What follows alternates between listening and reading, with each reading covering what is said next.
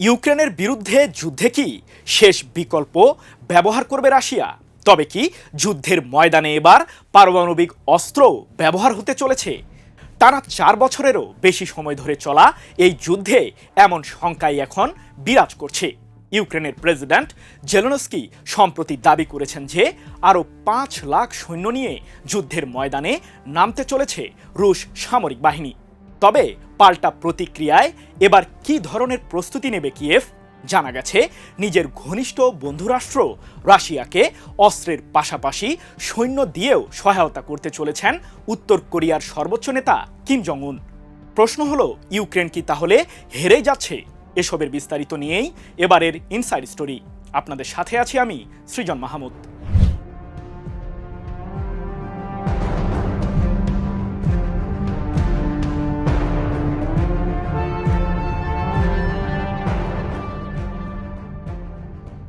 প্রতিনিয়তই যেন নতুন নতুন নাটকীয় ঘটনা ঘটেই চলেছে রাশিয়া ইউক্রেন যুদ্ধের ময়দানে।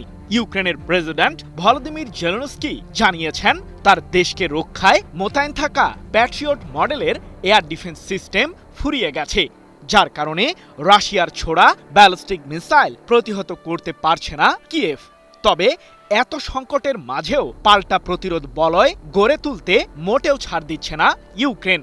শুধুমাত্র 10 আগস্ট রাতেই 4 শতাধিক আত্মঘাতী ড্রোন ব্যবহার করে রাশিয়ায় হামলা চালায় জেলেনস্কির বাহিনী। যদিও মস্কোর দাবি, ইউক্রেনের ছোড়া বেশিরভাগ ড্রোনকেই প্রতিহত করতে সফল হয়েছে রাশিয়া। টালমাটাল এই পরিস্থিতির মাঝেই ইউক্রেনের বিরুদ্ধে আরও শক্তি প্রয়োগের পথকেই বেছে নিয়েছেন রুশ প্রেসিডেন্ট ভ্লাদিমির পুতিন। টানা 4 বছরেরও বেশি সময় ধরে চলা এই যুদ্ধের ময়দানে ইউক্রেনের বিরুদ্ধে গতি ফেরাতে আরও 5 লাখ সৈন্য মোতায়েন করতে চলেছে রাশিয়া, এমন দাবি করে জেলেনস্কি বলেছেন, চলমান যুদ্ধ থামাতে মোটেও প্রস্তুত নন পুতিন। 5 লাখ সেনার বিশাল বহর যুদ্ধের ময়দানে পাঠানোর প্রস্তুতি নিয়েছে রাশিয়া, যা চলতি বছরের সেপ্টেম্বরে অনুষ্ঠিত হতে যাওয়া রাশিয়ার সংসদ নির্বাচনের পর মোতায়েন করবেন পুতিন। সম্প্রতি এক প্রতিবেদনে বিষয়টি নিশ্চিত করেছে ভারতীয় সংবাদ মাধ্যম এনডিটিভি। তবে যুদ্ধের এই উত্তাপ কেবল সৈন্য মোতায়েনের মধ্যেই যেন এখন আর সীমাবদ্ধ নেই। ইউক্রেনকে ঘায়েলের জন্য বিকল্প রাস্তাও অনুসরণ করতে পারে রাশিয়া। কিন্তু কি আছে পুতিনের সেই বিকল্প পরিকল্পনার তালিকায়? 2022 সালের ফেব্রুয়ারিতে ইউক্রেনের বিরুদ্ধে অভিযান শুরুর পর কমপক্ষে 3 বার যুদ্ধের ময়দানে ওরেশনিক মডেলের ক্ষেপণাস্ত্র ব্যবহার করেছে রাশিয়া, যা শব্দের চেয়ে অন্তত 10 গুণ বেশি গতিতে ছুটতে পারে। এই মিসাইলটিতে প্রচলিত ওয়ারহেডের পাশাপাশি পারমাণবিক অস্ত্রের ওয়ারহেডও বহন করা যায়।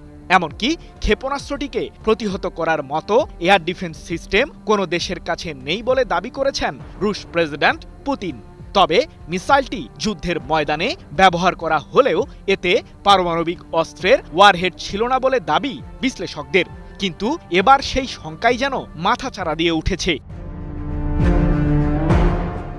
ইউক্রেনের বিরুদ্ধে জয় ছিনিয়ে আনতে শেষ বিকল্প হিসেবে পারমাণবিক অস্ত্র ব্যবহার করতে পারে রাশিয়া, এমন ইঙ্গিত দিয়ে তুরস্কের পররাষ্ট্রমন্ত্রী হাকান ফিদান বলেছেন, খুবই আশঙ্কাজনক পরিস্থিতির মুখোমুখি বিশ্ব। যুদ্ধের ময়দানে নিজেদের অস্তিত্ব টিকিয়ে রাখতে মরিয়া পুতিন।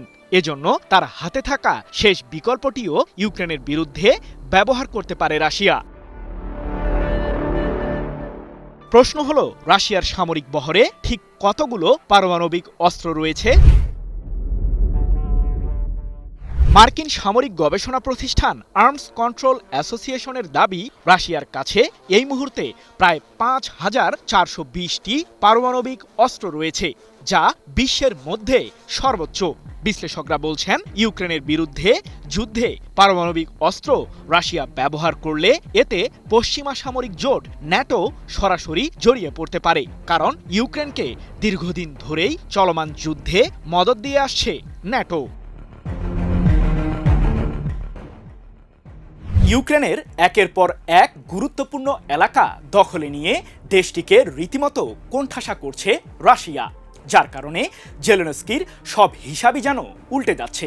তবে কি ইউক্রেনের এই করুণ দশা থেকে দেশটিকে উদ্ধারে এগিয়ে আসবে যুক্তরাষ্ট্রসহ পশ্চিমারা, নাকি দূর থেকেই রাশিয়ার বিরুদ্ধে ইউক্রেনের পরাজয়ের সাক্ষী হবে মার্কিন প্রশাসন? কথায় আছে, অতি লোভে তাঁতি নষ্ট। পশ্চিমা সামরিক জোট ন্যাটোর সদস্যপদ পাওয়ার স্বপ্ন দেখেছিলেন ইউক্রেনের প্রেসিডেন্ট জেলেনস্কি, যার মাধ্যমে রাশিয়াকে কোণঠাসা করারই ফন্দি এঁটেছিলেন মার্কিন প্রেসিডেন্ট ডোনাল্ড ট্রাম্পের ঘনিষ্ঠ বন্ধু জেলেনস্কি। কিন্তু গোড়াতেই ঘটল গন্ডগোল। 4 বছরেরও বেশি সময় আগে শুরু হওয়া যুদ্ধের কারণেই জেলেনস্কির সব স্বপ্ন আজও অধরাই রয়ে গেছে। এমনকি পশ্চিমাদের কাছ থেকে বর্তমানে প্রয়োজনীয় অস্ত্রের সাহায্যও পাচ্ছে না ইউক্রেন। এদিকে যুদ্ধের ময়দানে মোতায়েন থাকা রাশিয়ার বর্তমান সামরিক শক্তি দিয়েও যে ইউক্রেনকে ঘায়েল করা সম্ভব, তার বাস্তবতাই উঠে এসেছে আন্তর্জাতিক সংবাদ মাধ্যমে। জানা গেছে, ইউক্রেন জুড়ে থাকা বন্দর ও জাহাজসহ দেশটির জ্বালানি এবং বিদ্যুৎ কেন্দ্রগুলোকে লক্ষ্য করে হামলা জোরদার করেছে রুশ সামরিক বাহিনী। এসব অভিযানে ব্যালিস্টিক মিসাইল এবং আত্মঘাতী ড্রোনই বেশি ব্যবহার করছে মস্কো। শুধু তাই নয়, ইউক্রেনের পূর্বাঞ্চলীয় প্রদেশ দোনেস্কের আরও 2টি গুরুত্বপূর্ণ এলাকার দখল নিয়েছে রাশিয়া, যার মাধ্যমে জেলেনস্কির দেশটির সামরিক বাহিনীকে অচল করে দেওয়ার কৌশলে সফল হচ্ছে মস্কো। সম্প্রতি এক প্রতিবেদনে বিষয়টি নিশ্চিত করেছে ব্রিটিশ বার্তা সংস্থা রয়টার্স। অন্যদিকে ইউক্রেনের দক্ষিণ পূর্বাঞ্চলীয় প্রদেশ জাপোরিঝিয়ার দখল নিতেও দ্রুত গতিতে এগিয়ে চলেছে পুতিনের সামরিক বাহিনী। অঞ্চলটিতে মোতায়েন থাকা ইউক্রেনের প্রতিরক্ষা বাহিনীকে সম্প্রতি কঠিন শিক্ষা দিয়েছে রাশিয়া, এমনটি জানিয়ে রুশ সামরিক বিশেষজ্ঞ আন্দ্রেই মারোচকো বলেছেন, নোভোয়েপোল নামে অঞ্চলটির একটি এলাকা সম্প্রতি দখল করে রাশিয়া। এর মাধ্যমে জাপোরিঝিয়াতে আমাদের সেনারা সক্রিয় থেকে শুধুমাত্র শত্রুদের প্রতিহতই করেনি, বরং পুরো অঞ্চল দখলে নিতে এগিয়ে চলেছে তারা। ফলে ইউক্রেনের সব হিসাব ধীরে ধীরে উল্টে যাচ্ছে। 12 আগস্ট এক প্রতিবেদনে বিষয়টি নিশ্চিত করেছে রাশিয়ার রাষ্ট্রীয় সংবাদ মাধ্যম তাস। প্রশ্ন হলো, যুদ্ধের ময়দানে এখন ঠিক কোন ধরনের অস্ত্র সংকটে রয়েছে ইউক্রেন?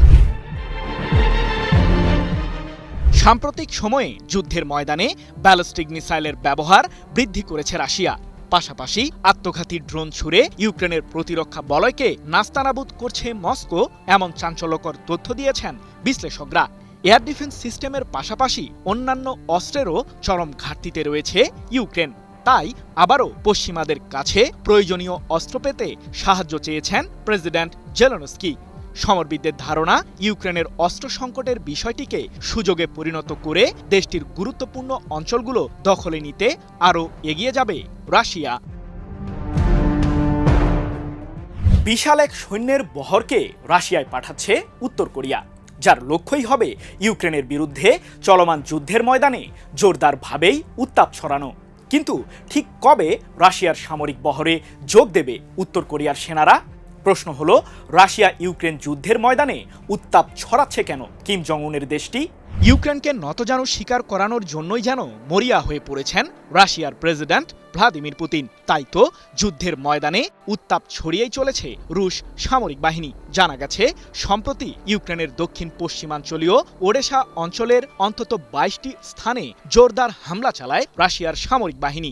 ওই হামলায় ইউক্রেনের জ্বালানি কেন্দ্র এবং গুরুত্বপূর্ণ সামরিক স্থাপনাগুলোকে লক্ষ্যবস্তু বানায় মস্কো। এ প্রসঙ্গে জেলেনস্কির অভিযোগ, রুশ বাহিনীর এই হামলায় বেসামরিক স্থাপনাকেও লক্ষ্যবস্তু বানানো হয়েছে। এতে কমপক্ষে 8 জন আহত হয়েছে। এক প্রতিবেদনে বিষয়টি নিশ্চিত করেছে কাতার ভিত্তিক সংবাদ মাধ্যম আল জাজিরা। কিন্তু কোন অস্ত্র ব্যবহার করে এমন জোরদার হামলা অব্যাহত রেখেছে রাশিয়া? ইউক্রেনের গুরুত্বপূর্ণ ওই অঞ্চলটিতে হামলার সময় ব্যালিস্টিক মিসাইল, জাহাজ ও রাডার বিধ্বংসী ক্ষেপণাস্ত্রের পাশাপাশি 200টিরও বেশি শাহেদ মডেলের আত্মঘাতী ড্রোন ব্যবহার করেছে রাশিয়া। একই সাথে এতগুলো অত্যাধুনিক সমরাস্ত্রকে ঠেকানোর মতো প্রয়োজনীয় এয়ার ডিফেন্স সিস্টেম নেই ইউক্রেনের কাছে, যার ফলে যুদ্ধের ময়দানে ব্যাপক নাজেহাল অবস্থায় রয়েছে জেলেনস্কির দেশটি। তবে ইউক্রেনের দুঃখের এই সীমার যেন অন্ত নেই। রাশিয়ার সামরিক বাহিনীর শক্তি বৃদ্ধি করতে দেশটির পক্ষে যুদ্ধে লড়তে আসছে উত্তর কোরিয়ার প্রায় 50,000 সেনা। গোয়েন্দা সূত্রের বরাতে এমন চাঞ্চল্যকর তথ্যই দিয়েছেন জেলেনস্কি। এর আগে 2024 সালে রাশিয়ার কুর্স্ক অঞ্চলে কমপক্ষে 14,000 উত্তর কোরিয়ার সৈন্যের বিশাল বহরের অস্তিত্ব খুঁজে পায় ইউক্রেন, যা সে সময় যুদ্ধের ময়দানে আলাদাভাবে মাত্রা যোগ করেছিল। সম্প্রতি এক প্রতিবেদনে বিষয়টি নিশ্চিত করেছে ব্রিটিশ সংবাদ মাধ্যম দ্য গার্ডিয়ান। এদিকে সম্প্রতি ইউক্রেনের গোয়েন্দা সূত্রগুলো দাবি করেছে যে উত্তর কোরিয়ার একটি ক্ষেপণাস্ত্র ইউনিট রাশিয়ার পশ্চিমাঞ্চলে মোতায়েন শুরু হয়েছে। ইউক্রেনের বিরুদ্ধে হামলা চালানোর জন্য সেই বহরে কমপক্ষে 120টি ব্যালিস্টিক ক্ষেপণাস্ত্র এবং 6টি মিসাইল লঞ্চার রয়েছে। ইউক্রেনের এয়ার ডিফেন্স সিস্টেমের তীব্র ঘাটতির বিষয়টিকে সুযোগে পরিণত করেছে রাশিয়া।